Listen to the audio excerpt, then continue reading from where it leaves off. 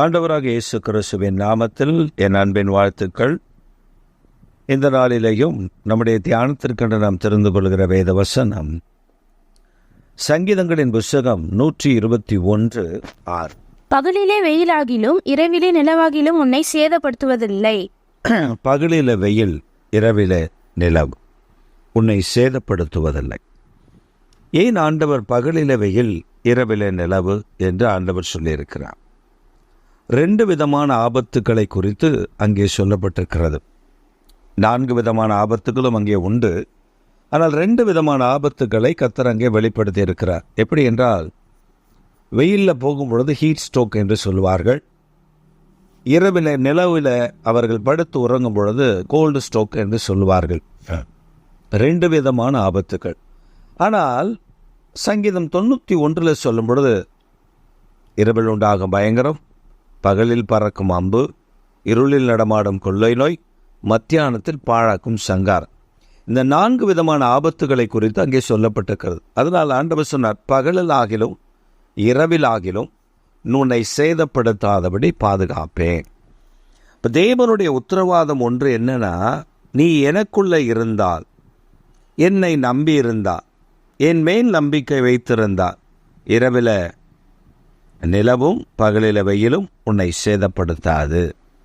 ஆண்டவருடைய பாதுகாப்பு எவ்வளவு பெரிய பாக்கியத்தை நமக்கு தருகிறது பாருங்க. நாம் வெளியில் போகிறோம், வருகிறோம், தீமை அணுகாதபடி கர்த்தர் நம்மை பாதுகாத்து கொள்ளுகிறதை நாம் பார்க்க முடிகிறது. இதுதான் கர்த்தர் நம்மோடு கூட இருந்து நம்மை வழிநடத்துகிற காரியம். அநேகர் வெளியே போய் உள்ளே வருவது நம்பிக்கையற்ற காலத்தில் நாம் வாழ்ந்து கொண்டிருக்கிறோம். ஆனால் கர்த்தர் நமக்கு சொல்லுகிறார், பகலில் வெயில் இரவில் நிலவு உன்னை சேதப்படுத்துவதில்லை. அந்த உத்தரவாதத்தை கர்த்தர் நமக்கு தந்திருக்கிறார். தீங்கை அணுகாமல் பாதுகாத்து கொள்ளுகிற ஆண்டவர். அவர் நமக்காக சிலுவையில் சிந்த இரத்தத்தின் புண்ணியத்தினாலே நம்மை மீட்டுக் கொள்ளுகிறார், காத்து கொள்ளுகிறார், வழி நடத்துகிறார். ஆம் பிரியமானவர்களே, இன்றைக்கு ஆண்டவர் அந்த நன்மையை கர்த்தர் நமக்கு செய்கிறார். பவுல் பிரயாணப்பட்டு போகும்பொழுது கூட பவுல் இடத்துல சொல்லுகிறார், கப்பர் சேதமே அன்றி உயிர் சேதம் வராது. கப்பல் சேதமடையும், ஆனால் உயிர் சேதமடையாது. கப்பல் வேறே கப்பல் செய்து கொள்ளலாம், ஆனால் உயிர் போனால் வராது. நான் உயிர் சேதத்தை கட்டளையிடுவதில்லை, கப்பற் சேதம் உண்டாகும். இதை அவன் கேட்ட பொழுது மகிழ்ச்சி அடைந்தான். ஏன் தெரியுமா மகிழ்ச்சி அடைந்தான்?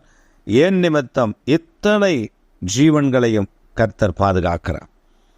அவர்களை கொல்ல வேண்டும் என்று அந்த தளபதி படை வீரர்கள் பிரயத்தனம் பட்ட போது பவுல் படை தலைவனிடத்தில் சொல்லி அவர்களை பாதுகாத்து வழி நடத்தினான் என்பதை வேதம் தெளிவுபடுத்துகிறது. இன்றைக்கு உங்களுக்கும் அப்படித்தான். தேவன் உங்களோடு கூட இருக்கிற பட்சத்தில் தீங்கு அணுகாதபடி காத்து கொள்ளுகிறவன். பகலில் வெயில், இரவில் நிலவு சேதப்படுத்தாது. எங்கள் அன்பின் ஆண்டவரே, இன்றைக்கு நீர் எங்களுக்கு சொல்லியிருக்கிற அந்த நன்மைகளை நாங்கள் பெற்று அனுபவிக்க விரும்புகிறோம். இப்பொழுது உம்முடைய கரம் எங்கள் மேல் வெளிப்பட்டு தயவினாலும் இரக்கத்தினாலும் கிருபையினாலும் நீர் எங்களை முடிசூட்டிவிட வேண்டும் என்று நாங்கள் ஜெபிக்கிறோம். பரிசுத்தம் உள்ள தேவனுடைய அனுக்கிரக கிருபை இறங்கி வரட்டும். இந்த செய்தியை கேட்டு ஜெபித்துக் கொண்டிருக்கிற அருமையான தேவனுடைய பிள்ளைகள் ஒவ்வொருவரையும் காத்துக்கொள்ளும்.